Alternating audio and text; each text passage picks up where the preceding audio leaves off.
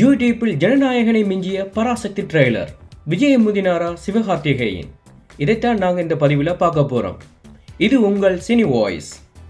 வினோத் எழுத்து இயக்கத்தில் அனிருத் இசையில் விஜய், பாபி டியோல், பூஜா ஹெக்டே உள்ளிட்ட முன்னணி நட்சத்திரங்கள் நடித்துள்ள ஜனநாயகன் திரைப்படம் எதிர்வரும் 9ஆம் தேதி திரைக்கு வர இருக்கின்றது என்பது நம்ம எல்லாருக்குமே தெரிஞ்ச விஷயம். அதே போல சிவகார்த்திகேயன், ரவி மோகன், அதர்வா முரளி, ஸ்ரீ லீலா உள்ளிட்ட முன்னணி நட்சத்திரங்கள் நடித்துள்ள பராசக்தி திரைப்படம் அதுவும் வரும் 10ஆம் தேதி வர இருக்கின்றது.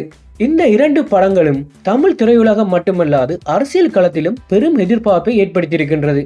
ஏனென்று பார்த்தோம்னா இந்த 2 படங்களுமே அரசியல் கதைத்தளத்தில் உருவாக்கப்பட்டிருக்கிறது மட்டுமல்லாது முன்னணி நட்சத்திரங்களின் படங்கள்.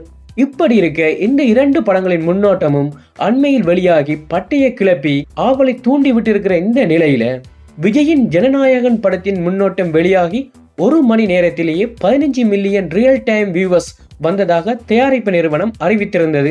இப்போது வரைக்கும் யூடியூப் தளத்தில் 40 மில்லியன் வியூஸை பெற்று இந்தியாவில் ட்ரெண்டிங்கில் முதலிடத்தில் இருக்கின்றது நம்ம விஜயனுடைய ஜனநாயகன்.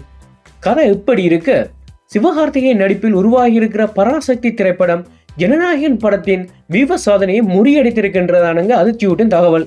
இது விஜய் ரசிகர்களுக்கு அதிர்ச்சியை கொடுத்திருக்கிறது மட்டுமல்லாம சிவகார்த்திகேயன் ரசிகர்களுக்கு கொண்டாட்டமா அமைஞ்சிருக்கு. ஜனநாயகன் ட்ரெய்லர் வெளியாகி 24 மணி நேரத்தில் 38 மில்லியன் பார்வைகளை பெற்றிருந்தது. அதாவது 3.8 கோடி பேர் பார்த்திருக்காங்க.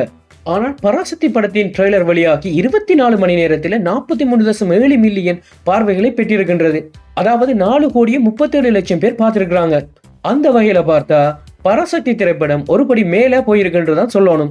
இதுவரையில் அஜித், ரஜினி, விஜய் படங்களுக்கு கூட இல்லாத அளவுக்கு பராசக்தி படத்தின் ட்ரெய்லர் கடந்த 24 மணி நேரத்தில் 40 மில்லியன் பார்வைகளை கடந்து வந்து சாதனை படைச்சிருக்கின்றது. அந்த இடத்துல தானுங்க இந்த சாதனை பேசு பொருளாக அமைந்திருக்கிறத குறிப்பிட்டு சொல்லலாம். மற்றும்படி 2 படத்தினுடைய ரசிகர்களும் ஜனநாயகன் பொங்கலையும் பராசக்தி பொங்கலையும் கொண்டாடுவதற்காண்டி காத்து கொண்டிருக்கின்றாங்க. எந்த படம் மக்களை ஈர்க்கப்பட போகின்றது, எந்த படம் சாதனை வசூல் படைக்க போகின்றதை பொறுத்திருந்து பார்ப்போம்.